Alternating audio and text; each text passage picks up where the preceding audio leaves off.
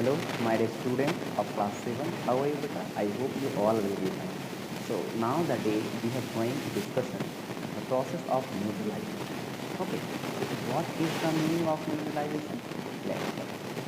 You have learned that acid turns blue litmus red and base turns red litmus to blue. Let us see what happens when acid is mixed with the base. We are going to use an indicator you have not used so far. It is called phenolphthalein. अपन लोग जो है क्या पढ़े हैं, अपन लोग समझे हैं, सीखे हैं कि जो एसिड होती है वह ब्लू लिटमस पेपर को क्या कर देती है, जैसे रेड में कन्वर्ट कर देती है। तो अपन लोग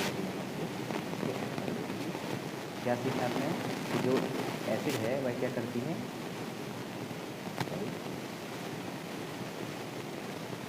ओके, जो एसिड है वह ब्लू को किस में कन्वर्ट कर देती है बेटा, रेड में कन्वर्ट कर देती है। ब्लू लिटमस को रेड में कन्वर्ट कर देती है, कौन, एसिड, ओके। और and base turn red litmus to blue, और जो बेस सोल्यूशन होती है वह रेड लिटमस को किसमें, ब्लू में कन्वर्ट कर देती है। ये अपन लोग जानते हैं क्योंकि इसके जो प्रीवियस वाले जो चैप्टर थे, जो प्रीवियस वाले चैप्टर कह रहा हूँ, प्रीवियस वाले जो टॉपिक थे उसमें ये चीज़ें हमने पढ़ी हैं, तो वो चीज़ें हमें पता है। Let's us see what happens when acid is mixed with the base. अब हमें क्या देखना है, क्या होगा यदि क्या किया जाए बेटा, एसिड को बेस के साथ में मिक्स किया जाए, क्या होगा, इसी के बारे में आज का जो न्यूट्रलाइजेशन प्रोसेस है इसी को हम समझने वाले हैं। चलिए, क्या लिखा हुआ है, we are going to use an indicator you have not use so far, it is called phenolphthalein. अपन लोग जो है इसको कंप्लीट करने के लिए, इनका प्रोसेस को समझने के लिए, न्यूट्रलाइजेशन जैसे टॉपिक को समझने के लिए एक इंडिकेटर की हमें ज़रूरत पड़ेगी, और उस इंडिकेटर को बोला जाता है phenolphthalein। चलिए, phenolphthalein के साथ जो है अपन लोग अपना एक्टिविटी स्टार्ट करते हैं। इसको मैं इधर ले आ रहा हूँ क्योंकि मुझे इधर आप लोगों को बताना भी है। इसको कहाँ कर दूँ, इसको थोड़ा सा छोटा कर देने के लिए अभी क्या इसको छोटा कर देते थोड़ा सा, ओके, ताकि आप लोगों को समझ में आए, वो ज़्यादा ज़रूरी है, तो मिलता रहेगा, ठीक है। चलिए, क्या लिखा हुआ है, activity 5.5 to be demonstrated by the teachers in the class. ये एक्टिविटी, ये एक्सपेरिमेंट आप टीचर के प्रेजेंट में ही करेंगे, और टीचर ही इसको क्या करे, डेमोन्स्ट्रेट करे आप लोगों के सामने। Fill 1/4 of a test tube will dilute hydrochloric acid. एक टेस्ट ट्यूब लेना है। टेस्ट ट्यूब ऐसा होता है जो आपके बगल में ये देख सकते हैं, ये टेस्ट ट्यूब है। एक तरीके से इसको अभी खाली समझ लीजिए, तो इसी वजह से बोला गया है कि एक टेस्ट ट्यूब लेनी है खाली वाला, और उसके अंदर आप लोगों को क्या भरनी बेटा, डाइल्यूट हाइड्रोक्लोरिक एसिड भरनी है।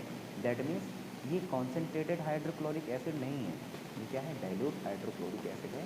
उसको आप लोग इसके अंदर भर दीजिए, जो कि ये दिखाई दे रहा है। नोट डाउन इट्स कलर, जैसे ही आपने टेस्ट ट्यूब के अंदर क्या हाइड्रोक्लोरिक एसिड को डाला, उसके बाद जो आप लोगों को क्या करनी है, कलर नोट डाउन करनी है कि जो टेस्ट ट्यूब के अंदर आपका जो सोल्यूशन है उसका कलर क्या है। Note down the colour of the phenolphthalein, और उसके बाद जो है आप लोगों को जो हमारा इंडिकेटर है जिसको अपन लोग phenolphthalein बोलते हैं, इसकी भी कलर आप लोगों को नोट डाउन करनी है। And 2-3 drop of the indicator to the acid. यहाँ बोला गया है कि 2 से 3 ड्रॉप जो है आप लोगों को क्या करना है, indicator to the acid. Acid के अंदर जो हमने एक टेस्ट ट्यूब लिया था उसके अंदर हमें 2 से 3 ड्रॉप क्या डालना है बेटा, इंडिकेटर डालना है, जो कि phenolphthalein है। Now shake the test tube gently, और उसके बाद जो है उसको टेस्ट ट्यूब है उसको अच्छे से ऐसा घुमाइए और मिलाइए उन दोनों मिक्सचर को, किस किस का, हाइड्रोक्लोरिक एसिड के मिक्सचर को और दूसरा phenolphthalein के मिक्सचर को अच्छे से मिलाना है, शेक करना है, घुमा घुमा के अच्छे से मिलाना है। Do you observe any change in colour of the acid. जैसे ही अपन लोग ये कंप्लीट कर लेते हैं, अच्छे से उसको अच्छे से मिला लेते हैं, तो क्या हमें कोई कलर चेंजेस दिखाई दे रही हैं एसिड में। अब add to the acid solution a drop of the sodium hydroxide.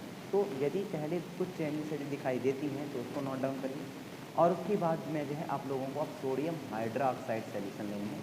Sodium hydroxide जो है NaOH होता है, और ये किस तरीके से होती है, एक्सपेरिमेंटल के बेसिस पर यदि मुझे टाइम मिलता है तो मैं इसको आप लोगों के सामने ज़रूर परफॉर्म करूँगा।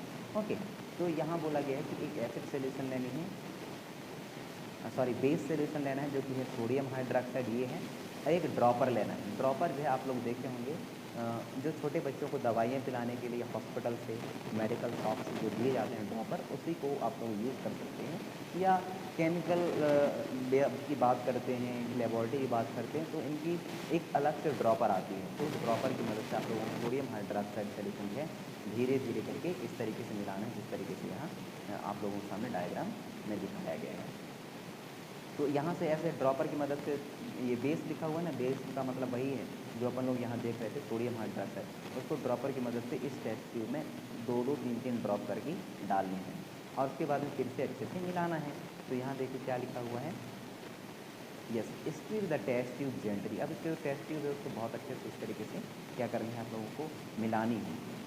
Is there any changes in the colour of the solution. अब देखिए क्या जो टेस्ट ट्यूब है था उसके अंदर जो सोल्यूशन भरी थी उसके अंदर कोई चेंजेस हुआ क्या कलर में, देखना है। और continue adding the sodium hydroxide solution drop by drop while still till the pink colour just appear. जब तक कि टेस्ट ट्यूब का कलर पिंक ना आ जाए, टेस्ट ट्यूब के अंदर जो भरी हुई सोल्यूशन उसका कलर पिंक ना आ जाए, तब तक आपको क्या करनी है, लगातार सोडियम हाइड्रोक्साइड सोल्यूशन को ड्रॉप बाय ड्रॉप मिक्स करते जाना है। ओके, तो ड्रॉप बाय ड्रॉप आप उसको मिक्स कर सकते हैं।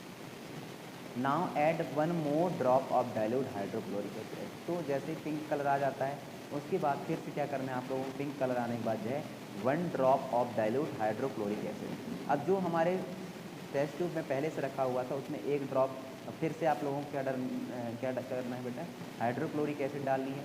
वॉट डू यू ऑब्जर्व, आप क्या देखेंगे, the solution again become a colourless. आप देखेंगे कि एक जैसे ही अपन लोग ने फिर से उसमें 1 ड्रॉप ऑफ हाइड्रोक्लोरिक एसिड डाला तो आपकी जो सोल्यूशन है वो फिर से क्या हो गई, कलरलेस हो गई। अब उसका पिंक कलर चला गया। अब क्या करना है, फिर से आप लोगों को सोडियम हाइड्रोक्साइड की फिर से 1 ड्रॉप सोल्यूशन उसमें ऐड करना है। आप देखेंगे कि जो आपका टेस्ट ट्यूब के अंदर जो सोल्यूशन है उसका कलर फिर से चेंज हो गया और आपको दोबारा वो कलर आ गई है। तो ये इस वजह से होता है क्योंकि जो आपका फिनोक्सिलीन है बेटा, ये फिनोक्सिलीन है, यह आपके जो सोल्यूशन है उसको कलर देता है पिंक। और यही चीज़ जो है वो देखता है कि कौन सी चीज़ें जो है मेरे ऊपर ऐड की जा रही हैं। यदि एसिड ऐड की जा रही हैं तो यह सोल्यूशन कलर पिंक दे देता है। यदि बेस ऐड की जा रही है तो ये जो पिंक कलर रहती है उसको कलरलेस कर देता है। On the other hand when the solution is acidic it's remain colourless कर देता है। इस तरीके से आप लोगों को ये कंप्लीट करनी है। आगे बढ़ते हैं। When an acidic solution is mixed with the basic solution, जब कभी भी एसिड सोल्यूशन को बेसिक सोल्यूशन के साथ में मिक्स किया जाता है, both the solution neutralise the effect of each other. दोनों सोल्यूशन जो है एक दूसरे के जो इफेक्ट है उसको खत्म कर देते हैं। मैं एक तरीके का सिंपल से एग्जाम्पल आप लोगों को सामने प्रस्तुत करता हूँ जिससे आप लोगों को इजी तरीके से समझ में आए। आप एक जगह खड़े रहिए, इतना इधर ये वाले हिस्से से एक व्यक्ति आपके इस हाथ को खींच रहा है, इस हैंड को खींच रहा है, दूसरी साइड पे खड़ा व्यक्ति दूसरे हैंड को आपको खींच रहा है और दोनों की जो फोर्स है वह इक्वल लग रही है। तो आपका जो डिस्प्लेसमेंट है, आपकी जो मोशन है वह कुछ भी ना होकर के ज़ीरो रहेगी, क्योंकि जितना बल इधर लगाया जा रहा है उतना बल इधर लगाया जा रहा है। इसी वजह से आप में कोई भी मूवमेंट नहीं होगा। इसी वजह से यहाँ बोली जा रही है कि जब एसिड सोल्यूशन को बेसिक सोल्यूशन के साथ में मिक्स किया जाता है तो वह एक दूसरे के इफेक्ट को न्यूट्रलाइज कर देते हैं, एक दूसरे के शक्ति को कम कर देते हैं। Okay, when an acidic solution and the base solution are the mix in a suitable amount पे मिक्स की जाती है, both the acid nature of the acid and the basis nature of the base is destroy. तो दूसरे के जो nature, एक दूसरे के जो नेचर रहते हैं उसके नेचर को, एक दूसरे के इफेक्ट को ये डिस्ट्रॉय कर देते हैं, खत्म कर देते हैं।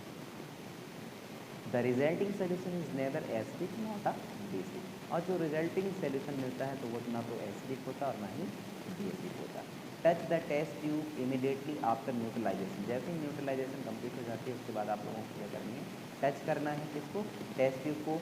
व्हाट डू यू ऑब्जर्व, आप क्या ऑब्जर्व करते हैं, in neutralisation reaction heat is always produce. और जैसे ही आप देखेंगे कि जो न्यूट्रलाइजेशन रिएक्शन कंप्लीट होता है तो जो हीट है बेटा हमेशा वह क्या होती है, रिलीज होती है, प्रोड्यूस होती है। दैट मीन्स जब हम ये एक्सपेरिमेंट करते हैं तब जो हमारा टेस्ट ट्यूब है वह गर्म हो चुका होता है। क्यों? क्योंकि अपन लोग जानते हैं कि न्यूट्रलाइजेशन रिएक्शन पे हीट जनरेट होता है। तो एक तरीके से हम न्यूट्रलाइजेशन रिएक्शन को एक्सोथर्मिक रिएक्शन भी बोल सकते हैं, क्योंकि एक्सोथर्मिक रिएक्शन भी यही है, वह एक ऐसा रिएक्शन जिसमें हीट जो है जनरेट होती हो, उसको अपन लोग एक्सोथर्मिक रिएक्शन बोलते हैं। और यहाँ भी यही चीज़ बोली जा रही है। Heat is always produced, okay, और involve heat rise the temperature of the reaction mixture, और इसी हीट के राइज होने की वजह से जो रिएक्शन का मिक्सचर है उसकी टेम्परेचर बढ़ जाती है। In neutralisation reaction a new substance is form, neutralisation में एक नया सब्सटेंट बनता है, दैट इज कॉल्ड सॉल्ट। ये क्या बनता है बेटा? सॉल्ट बनता है। सॉल्ट में बी एसिड, बेसिस और न्यूट्रल इन द नेचर, और जो सॉल्ट रहती है वह एसिडिक भी हो सकती है, बेसिक भी हो सकती है, और इन दोनों के इफेक्ट से परे भी हो सकती है, दैट मीन्स नेचुरल हो सकती है। The neutralisation can be defined as follow, और जो न्यूट्रलाइजेशन रिएक्शन है उसको इस तरीके से डिफाइन किया जा सकता है। The reaction between an acid and a base is known as the neutralisation. Salt and water are produced in this process with the evolution of heat. तो यदि आपसे न्यूट्रलाइजेशन रिएक्शन के बारे में पूछा जाता है तो न्यूट्रलाइजेशन रिएक्शन का डेफिनेशन आप यहाँ से लेकर के यहाँ तक लिखेंगे बच्चों। और किस तरीके से होता है? एसिड को बेस के साथ में भी मिलाया जाता है तो सॉल्ट और वाटर फॉर्म होती है और हीट भी निकलता है। The following reaction is the example of hydrochloric acid और sodium hydrochloric hydroxide, it's form sodium chloride and the water. वो जो